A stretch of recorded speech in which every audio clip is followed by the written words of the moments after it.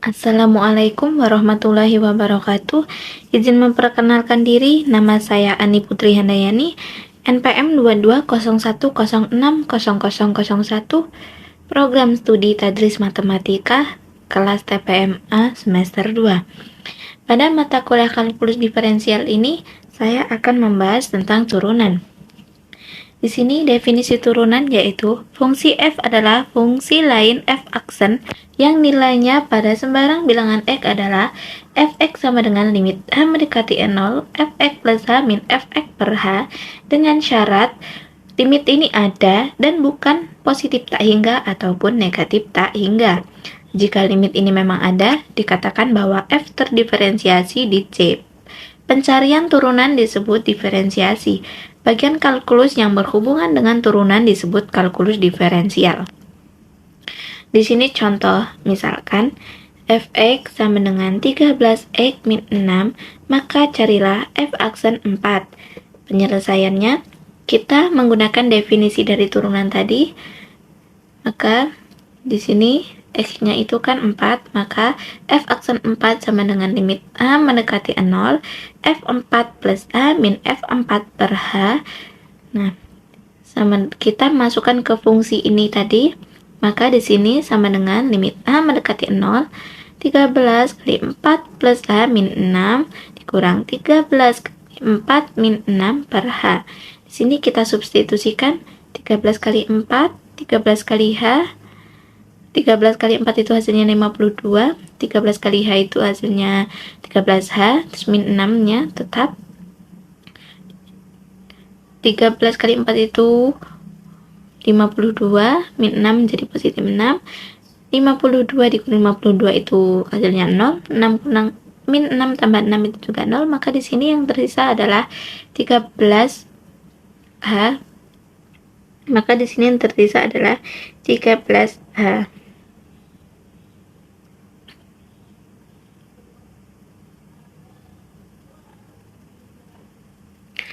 Maka di sini kita tuliskan sama dengan limit h mendekati 0, 13h per h sama dengan limit h mendekati 0, 13, maka sama dengan 13. Contoh yang kedua, jika fx sama dengan x pangkat 3 plus 7x, maka carilah f aksen x. Penyelesaian, f aksen x sama dengan limit. Ini kita masukkan ke rumus definisi tadi ya, sama dengan limit h mendekati 0, fx plus h min fx per h. Kita masukkan ke fungsi ini, maka menjadi limit h mendekati 0, x plus h pangkat 3 plus 7x plus h min x pangkat 3 plus 7x. Maka di sini diperoleh sama dengan limit h mendekati 0, 3x pangkat 2 ditambah 3xh kuadrat plus h pangkat 3 plus 7h per h. Nah, karena bentuknya ini kan sudah polinomial, maka dapat kita substitusikan. Maka hasilnya sini sama dengan limit h mendekati 0, di sini 3 ya, 3x kuadrat plus 3xh plus h kuadrat plus 7, maka ini kan H ini kan 0, nilai H itu adalah 0,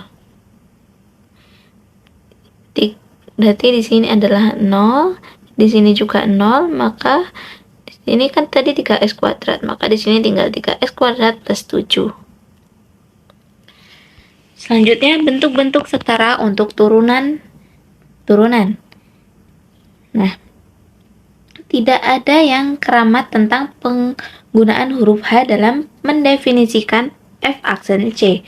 Misalkan perhatikan bahwa di sini f aksen X sama dengan limit H mendekati 0, fc plus H min fc per H.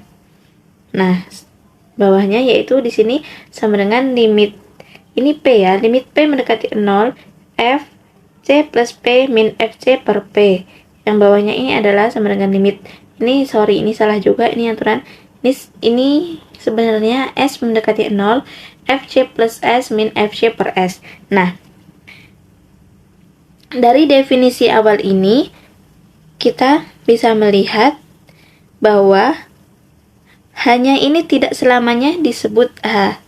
Terkadang pada masalah tertentu bisa jadi P ini ataupun S atau variabel apapun. Jadi kita bisa menyesuaikan bentuk turunannya. Nah, perubahan yang lebih radikal tetapi masih tetap hanya suatu perubahan cara penulisan mungkin dipahami dengan membandingkan gambar 1 dan gambar 2. Perhatikan bagaimana X menggantikan C plus H sehingga X min C menggantikan H jadi H. Nah, di sini nih kan C plus H dikali FC plus H, sedangkan di sini menjadi X dikali Fx. Di sini juga hanya ini, maka di sini X min C.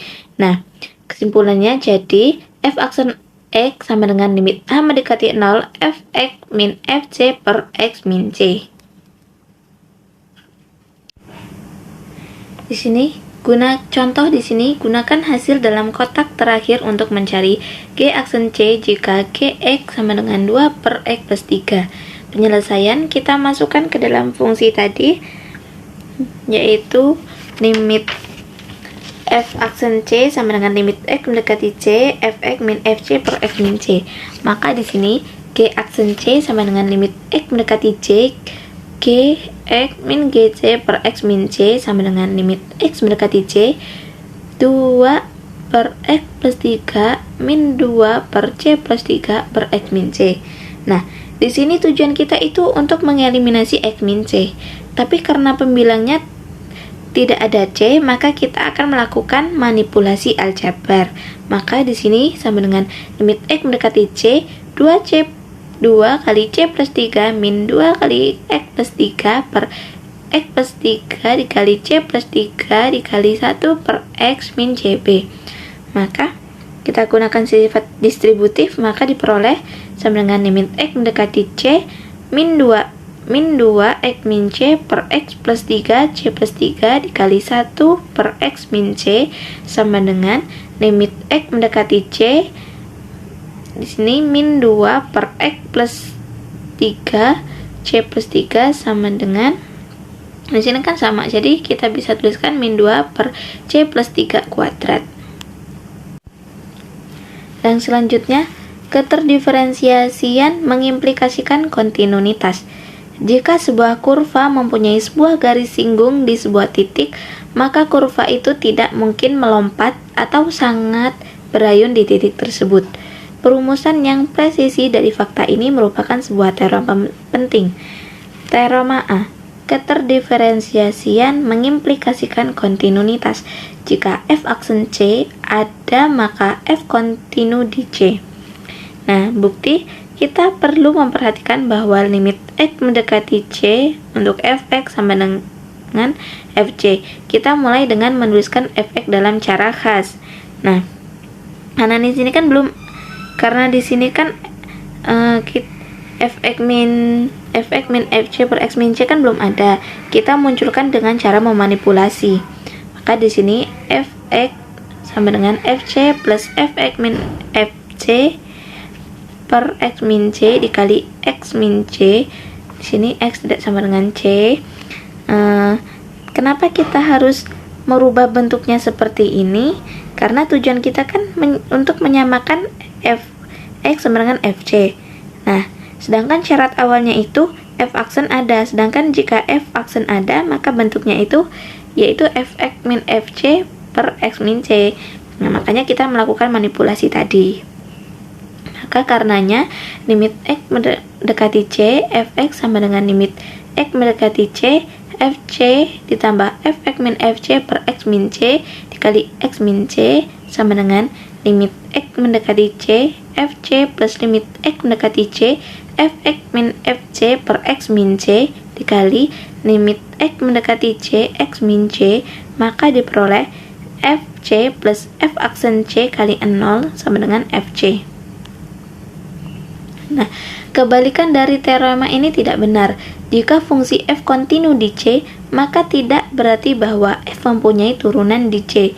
Ini dengan mudah dapat dilihat dengan melihat Fx sama dengan X mutlak. di titik asal pada gambar 3 ini. Fungsi ini pasti kontinu 0, namun tidak mempunyai turunan di sana, seperti yang kita tunjukkan sekarang. Perhatikan bahwa f0 plus h min f0 per h sama dengan mutlak 0 plus h min mutlak h per h sama dengan mutlak h per h.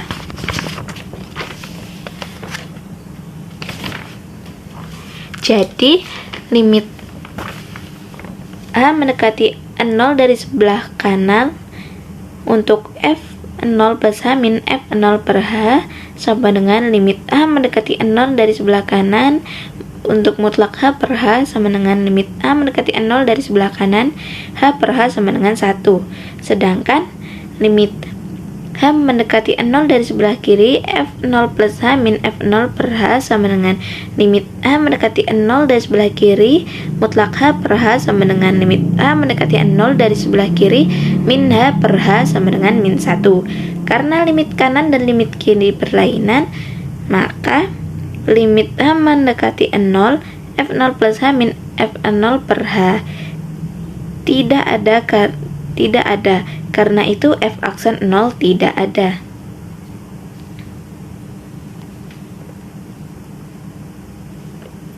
Argumentasi serupa menunjukkan bahwa di seberang titik dinamakan grafik suatu fungsi kontinu mempunyai pojok yang tajam, maka fungsi tersebut tidak terdiferensiasikan. Grafik dalam gambar 4 ini menunjukkan sejumlah cara untuk suatu fungsi agar tidak terdiferensiasikan di suatu titik. Kita tegaskan dalam gambar 4 bahwa turunan tidak ada di titik C. Titik tempat garis singgung tegak ini disebabkan oleh limit h mendekati 0 fc plus h min fc per h sama dengan tak hingga. Hal ini berhubungan dengan fakta bahwa kemiringan suatu garis tegak tidak terdefinisi. Yang selanjutnya pertambahan. Jika nilai suatu variabel berubah x1 ke x2, maka x2 min x1. Perubahan dalam x disebut pertambahan atau increment x. Biasanya dinyatakan oleh delta x. Perhatikan bahwa delta x tidak berarti delta kali x.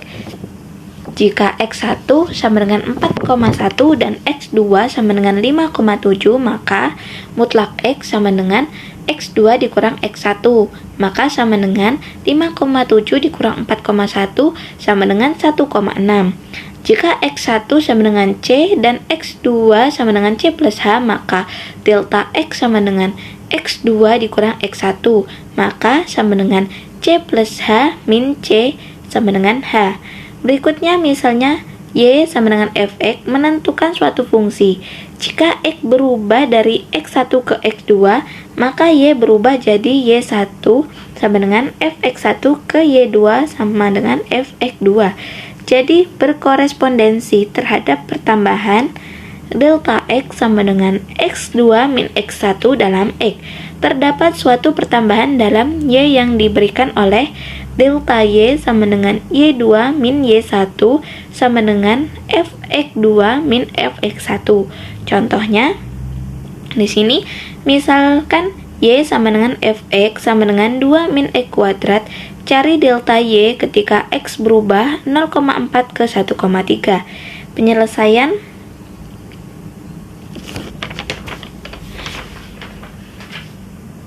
Penyelesaian di sini delta y sama dengan f 1,3 min f 0,4. Ini dari kita masukkan ke fungsinya ini tadi ya. Sama dengan kita masukkan ke persamaan ini, maka sama dengan 2 min 1,3 pangkat 2 dikurang 2 min 0,4 pangkat 2. Kita hitung menggunakan kalkulator ataupun kita hitung secara manual, maka diperoleh min 1,53. Nah, Lambang Leibniz untuk turunan. Misalkan sekarang bahwa variabel bebas berubah X ke X plus delta X. Perubahan yang berkorespondensi dalam variabel T, K bebas Y, akan berupa delta Y sama dengan Fx plus delta X min Fx, dan hasil bagi delta Y per delta X sama dengan Fx plus delta X Fx per delta X. Tahu bisa kita lihat dalam gambar ini.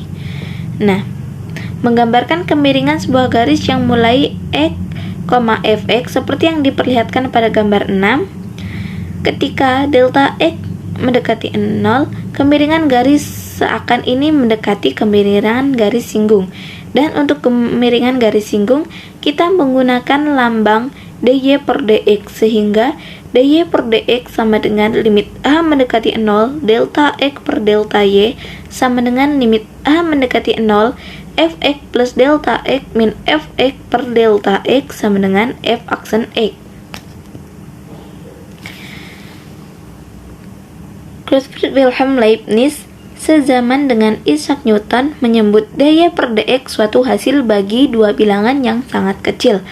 Arti perkataan sangat kecil atau infinitesimal tidak jelas dan kita tidak akan menggunakannya. Namun dy per dx merupakan lambang baku untuk turunan. Kita akan sering menggunakannya sejak saat ini. Grafik turunan. Turunan f aksen x memberikan kemiringan garis singgung terhadap grafik y sama dengan fx pada nilai x. Jadi ketika garis singgung miring turun ke kiri, turunan negatif. Karenanya kita dapat memperoleh gambaran kasar dari turunan hanya dengan diketahui grafik fungsinya. Sekian presentasi dari penjelasan dari saya. Mohon maaf apabila terjadi banyak kesalahan dan kekurangan. Saya akhiri. Wassalamualaikum warahmatullahi wabarakatuh.